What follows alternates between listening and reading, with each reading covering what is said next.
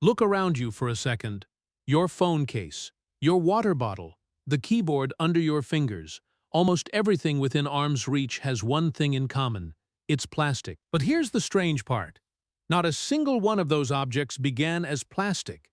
Before it became the bottle in your hand, it was something buried deep beneath the earth for millions of years. And to turn it into plastic, it first had to be completely broken apart, then rebuilt, molecule by molecule, into an entirely new material. It's one of the most extraordinary chemical transformations humans have ever mastered, yet it happens billions of times every day.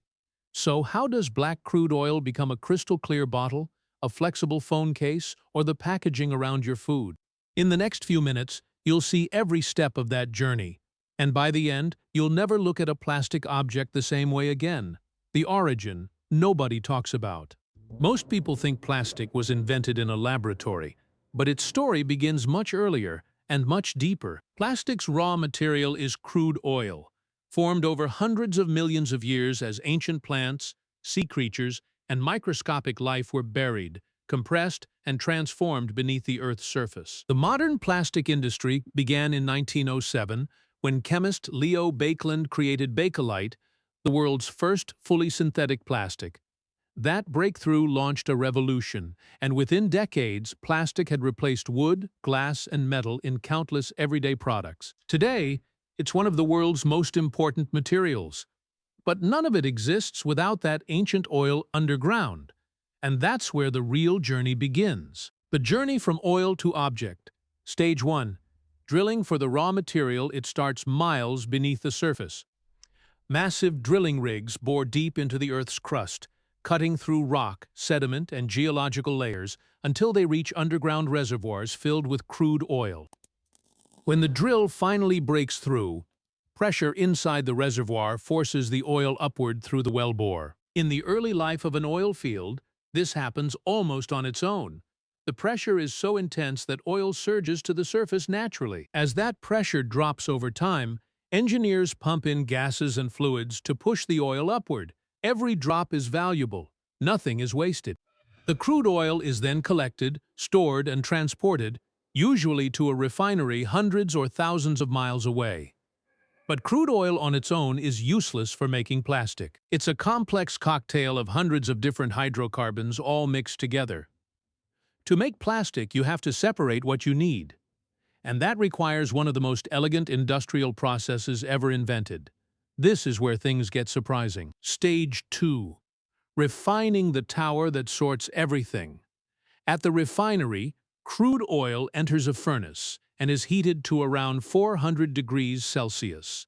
At that temperature, the oil doesn't just melt, it vaporizes. It transforms into a rising column of hot gas that flows upward into a structure called a fractional distillation column. Picture a tall tower, sometimes 60 meters high, divided into dozens of chambers stacked on top of each other. The bottom of the tower is extremely hot. The top is much cooler. As the vaporized oil rises through this tower, something remarkable happens. Each substance inside crude oil has a different boiling point. As the vapor rises and cools, different compounds condense back into liquid at different heights inside the tower. Diesel settles in one chamber, kerosene in another, gasoline in another, and near the very top, where temperatures are lowest, two lightweight gases are collected, ethane and propane. These two gases are the building blocks of plastic. They don't look like much. They're invisible, colorless, and odorless. But inside them is the molecular architecture that makes plastic possible. But that's only part of the story. Stage 3, cracking, breaking things apart to build something new. Here's where the real chemistry begins. Ethane and propane are useful, but they're not quite ready for plastic production. Their molecules are too large and too stable, so they're sent through a process called cracking. Inside massive industrial furnaces, ethane and propane are exposed to extreme heat, sometimes exceeding 850 degrees Celsius. At those temperatures, the larger molecules literally break apart. Ethane cracks into ethylene. Propane cracks into propylene. These new, smaller molecules, called monomers, are the true raw material of plastic. They're highly reactive, which is exactly what's needed next. Think of monomers like individual Lego bricks. On their own, they don't do much, but link them together in the right way, and you can build almost anything. The real challenge comes next. Stage 4, polymerization, turning gas into material. This is the core of the entire process. Polymerization is the step where individual monomer molecules are chemically bonded into long, repeating chains called polymers. There are two main ways this happens. The first is called addition polymerization. Catalysts and chemical initiators are introduced to the ethylene or propylene monomers. These agents break the molecular double bonds inside the monomers, unlocking them. Once unlocked, they begin attaching to each other, one by one, forming enormously long polymer chains. This is how polyethylene, polypropylene, and PVC are made. The second method is condensation polymerization. In this version, two different types of monomers react with each other and release a byproduct, usually water, as the polymer chain forms. Nylon and polyester are made this way. Both processes produce the same basic result: a dense, tangled mass of polymer chains, a raw plastic material that is now solid or semi-solid. But it's still not in a form that manufacturers can easily use. What happens next is even more interesting. Stage 5. Pelletizing. The world's most important little bee. The finished polymer is fed into an extruder, where it's melted, pushed through small nozzles into long strands, then chopped into tiny pellets called nurdles. Small and unremarkable, these beads are the universal currency of the plastic industry. Virtually every plastic product begins as a nurdle. They're shipped to factories, melted again, and shaped into products using different techniques. Injection molding forms solid items like bottle caps.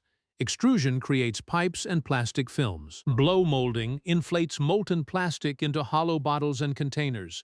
Before shaping, manufacturers mix in additives that improve durability, flexibility, fire resistance, or color, creating a material precisely engineered for its job.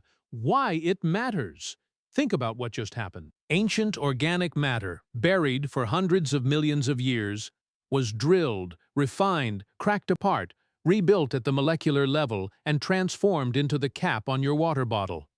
That's not just manufacturing, it's one of humanity's most extraordinary material transformations. Today, the world produces about 380 million tons of plastic every year.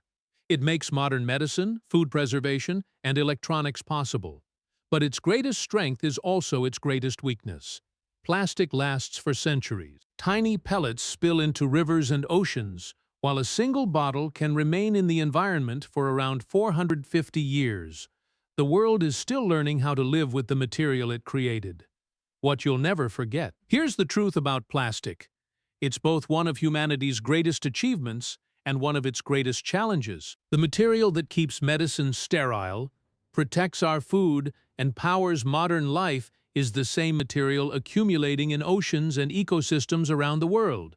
So the next time you pick up a plastic bottle, remember its journey. It began as ancient organic matter buried deep underground, then was drilled, refined, rebuilt at the molecular level, molded into shape, and placed in your hand.